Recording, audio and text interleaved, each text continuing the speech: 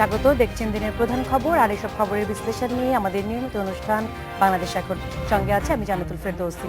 আর আজ আলোচনার জন্য স্টুডিওতে আছেন ডিইউজের সভাপতি আলতাফ মাহমুদ, এছাড়াও আছেন দৈনিক দিনকালের ভারপ্রাপ্ত সম্পাদক ডক্টর রিজওয়ান সিদ্দিকী। স্বাগত আপনাদের। আমরা আমাদের যে অনুষ্ঠানের নিয়ম অনুযায়ী শুরুতে আমাদের গতকালের যে প্রধান খবর আছে সেই খবরের উল্লেখযোগ্য কিছু অংশ দেখে নিচ্ছি। 5 জানুয়ারি বিএনপি নেতৃত্বাধীন 20 দলীয় জোটকে সভা সমাবেশ করতে দেওয়া হবে না বলে জানিয়েছেন খাদ্যমন্ত্রী কামরুল ইসলাম। শনিবার 14 দলের ঢাকা মহানগর কমিটির সভা শেষে তিনি এই কথা জানান। এ সময় দুর্যোগ ব্যবস্থাপনা মন্ত্রী মোফাজ্জল হোসেন চৌধুরী মায়া বলেন, তারেক রহমানকে দেশে ফিরিয়ে এনে জাতির কাছে ক্ষমা চাওয়ানোর পরই বিএনপি সভা সমাবেশ করতে পারবে কিনা সে সিদ্ধান্ত নেবে জনগণ।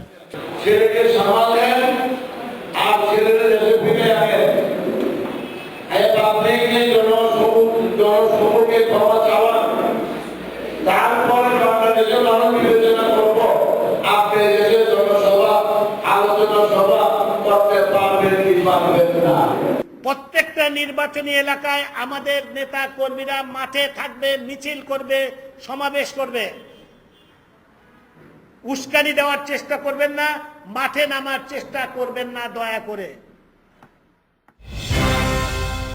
5 জানুয়ারি রাজধানীতে সমাবেশের অনুমতি এখনো পায়নি বিএনপি। শনিবার বিএনপির প্রচার সম্পাদক জয়নুল আবদিন ফারুক বলেন, কর্মসূচি পালন করার বিষয়ে এখনো বদ্ধপরিকর তার দল। এদিকে নয়াপল্টনে বিএনপির কেন্দ্রীয় কার্যালয়ে নেতাকর্মীদের ঢুকতে দেওয়া হচ্ছে না বলে অভিযোগ করেছেন দলের যুগ্ম মহাসচিব রুহুল কবির রিজভী। অনুমতি এখনো আমরা পাই নাই, সেই কারণে আমরা বলতে চাই যে 5 তারিখে আমাদের পূর্ব ঘোষিত কর্মসূচি গণতন্ত্র হত্যা দিবস আমরা সমাবেশ করতে চাই। আমরা আশা করি, আমরা এখনো প্রত্যাশা করি শান্তিপূর্ণ কর্মসূচি পালন করার জন্য সরকার আমাদেরকে অনুমতি দেবেন। পুলিশ যে কোনো একটা ঘটনা, যে কোনো একটা কর্মসূচি দলের কার্যালয় অবরুদ্ধ করে রাখবে। কি আসবে না আসবে সেটা তাদের অনুমতি নিয়ে করতে হবে। এটা কি একটা দেশ? এরকম একটা পুলিশি রাষ্ট্র এই ধরনের একটা নিষ্ঠুর ব্যবস্থার মধ্যে আমাদের দিনাতিপাত করতে হচ্ছে।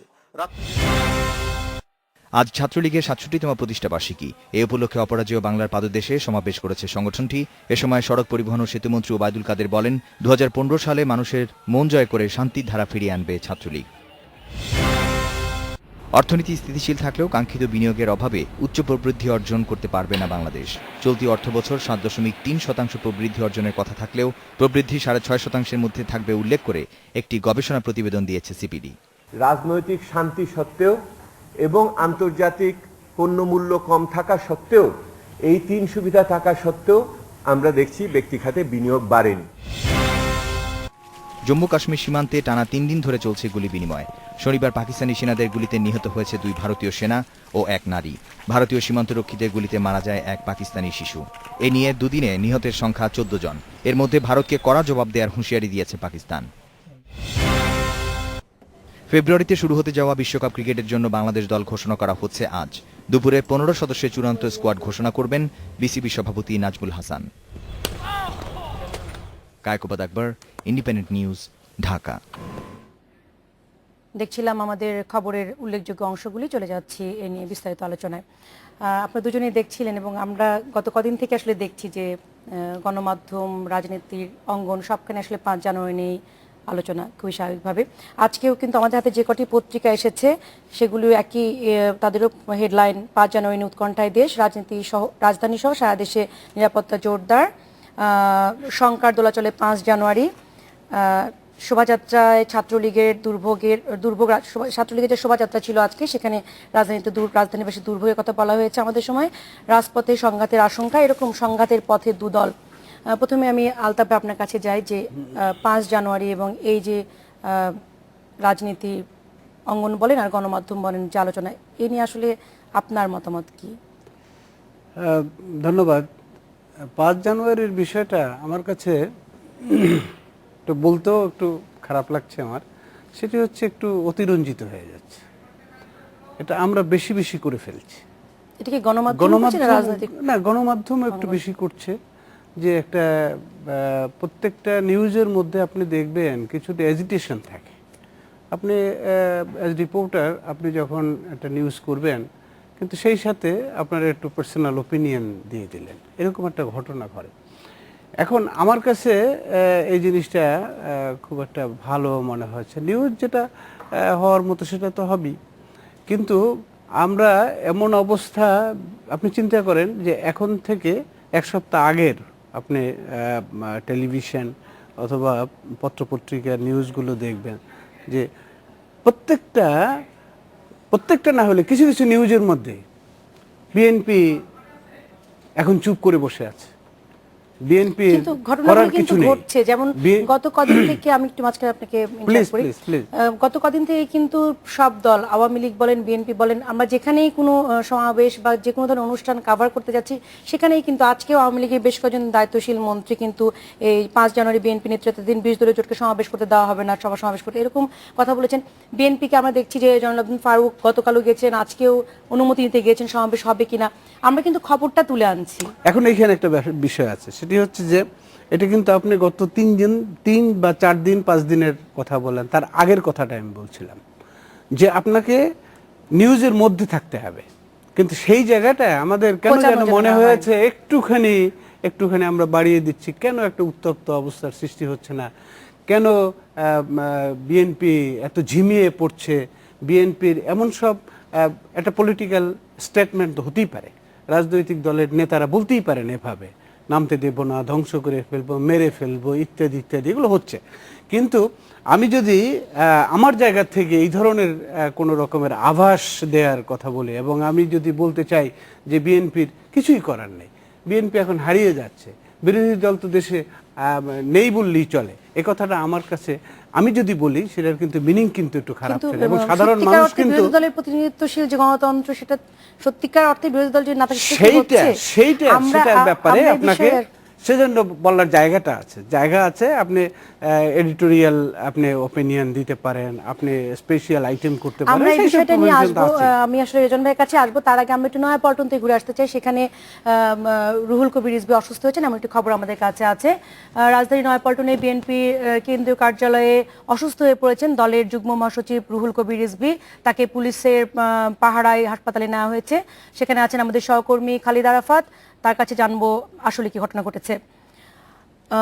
খালিদ, কখন উনি অসুস্থ হয়ে গেছেন এবং এখন কোথায়?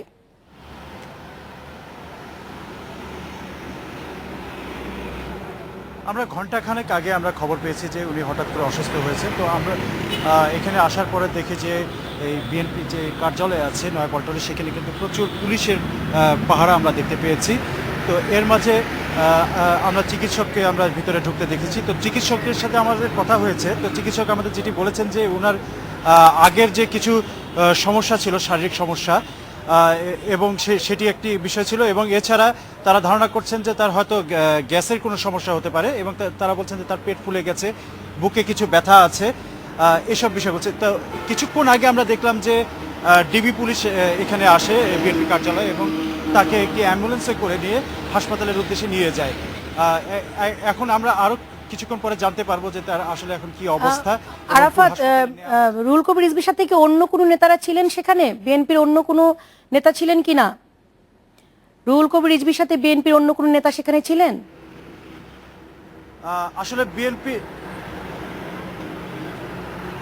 বিএনপির কোনো সিনিয়র তেমন কোনো নেতাকে আমরা এখানে দেখিনি। কিছু আমরা এখানে কর্মীদের দেখেছি, এবং অফিসের যারা কার্যালয়ে যারা থাকেন এরকম কিছু কর্মীকে আমরা দেখেছি। এরকম এছাড়া সিনিয়র বা যেটা মুখ চেনা তেমন কোনো নেতাকে আসলে দেখা যায়নি।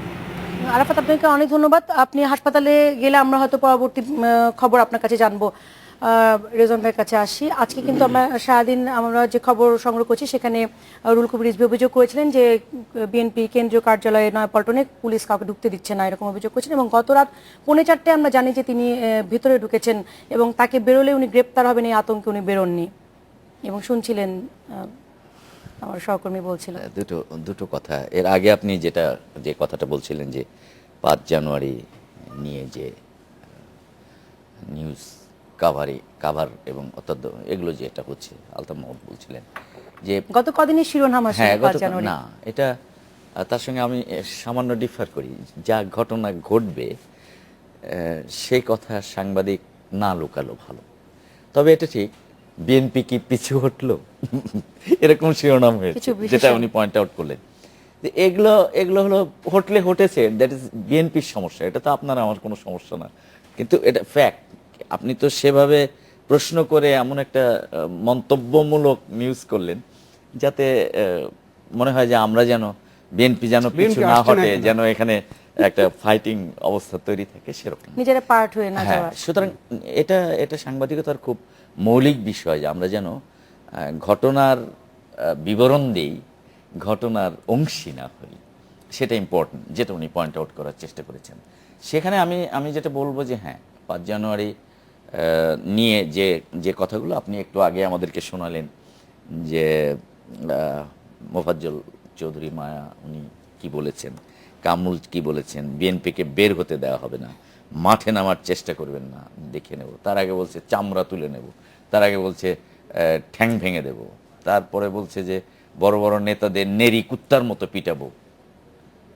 This not the language of democracy. এটা গণতন্ত্রের ভাষা নয়। বিরোধী দল আছে, থাকবে, তারা তাদের কর্মসূচি পালন করার চেষ্টা করবে। এবং দেখেন আজকে কত বড় একটা বেয়াদবির ঘটনা ঘটেছে, যে ডিএমপিতে অনুমতি চাইতে গেছেন বিএনপির একজন সিনিয়র নেতা, চিফ হুইপ ছিলেন, ঠিক আছে, অনুমতি না দেন সেটা আলাদা কথা, কিন্তু তার সঙ্গে কেউ দেখা করবেন না।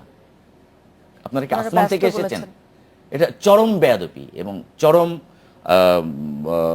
মানে আমি ভাষা হয়তো মানে অসৎ, অসভ্যতা। সুতরাং এটা তো হতে পারে না। আপনি নেন, তার সঙ্গে কথা বলেন, অফিসিয়াল ম্যানারিজমের মধ্যে সেই ম্যানারিজমটা কোথায় গিয়েছি আমরা, যে তা না হলে ছাত্রলীগের একজন সাধারণ সম্পাদক বলতে পারে নেরি কুত্তার মতো পিটাবো বিএনপি সিনিয়র নেতাদের। কোথা থেকে শিখলো সে? কোথেকে শিখলো মায়ার কাছ থেকে, শিখলো কামরুলের কাছ থেকে, শিখলো ওবায়দুল কাদেরের কাছ থেকে, শিখলো সুরঞ্জিতের কাছ থেকে, কিংবা শিখলো আজকে মুহিত বলছেন কিচ্ছু করতে পারো না, বের হতে পারবে না। না, ওটাই বলছিলাম যে আসলে খবরের শিরোনাম হচ্ছে ঘটনাগুলো ঘটছে বলে। আমরা এই বিষয় নিয়ে আরো ফিরবো একটা ছোট্ট বিরতির পর। দর্শক, মাত্র 40 সেকেন্ডে একটা বিরতি যাচ্ছি, আমাদের সঙ্গে থাকবেন।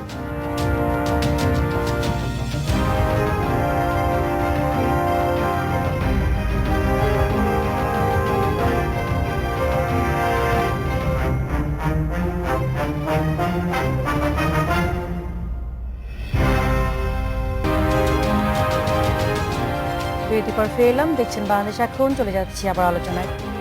রেজন ভাই বলছেন যে অসৌজন্যমূলক আচরণ বা অশালীন বক্তব্য আপনার ভাষায়। আমরা একই বিষয়ে আলতাফ ভাইয়ের কাছে আসি যে আজকে কিন্তু বিএনপি গত কদিনের মতো আজকেও গত 22 তারিখে তারা আবেদন করেছে এবং আজকেও তারা ডিএমপিতে গেছে এবং তারা সভা সমাবেশে অনুমতি পায়নি। এবং ঢাকার বাইরে কয়েকটি জায়গায় আমরা জানি যে একই সময়ে সমাবেশ, একই দিনে সমাবেশ ঢাকায় বগুড়া 144 ধারা দিয়েছে, চট্টগ্রামে একই অবস্থা, কুষ্টিয়ায় বোধহয় একই পরিস্থিতি, বিভিন্ন ঢাকার বাইরে বিভিন্ন জায়গায় আসলে এই অবস্থা না, চলছে। এটা হলো যে আমি যেটা বলছিলাম, আমাদের সমস্যার কথা দিয়ে তো আমি শুরু করেছিলাম, গণমাধ্যমের সমস্যা, গণমাধ্যমের যে আমাদেরকে কিন্তু এই বিষয়ে আমাদের কিন্তু সমালোচনার ঊর্ধ্বে থাকাটা দরকার। এই কারণে আমি বললাম যে আমিও তো ব্যক্তিগতভাবে ধরেন রিপোর্টিং এর লোক, আমি তো হ্যাঁ, তো শুধু হ্যাঁ, এবং পলিটিক্যাল রিপোর্টিং। সো আমি এই বিষয়টা সম্পর্কে আমার একটা অল্প হলেও একটু ধারণা আছে। আমাদেরকে এই বিষয়গুলো থেকে একটু দূরে থাকা দরকার, নাম্বার 1।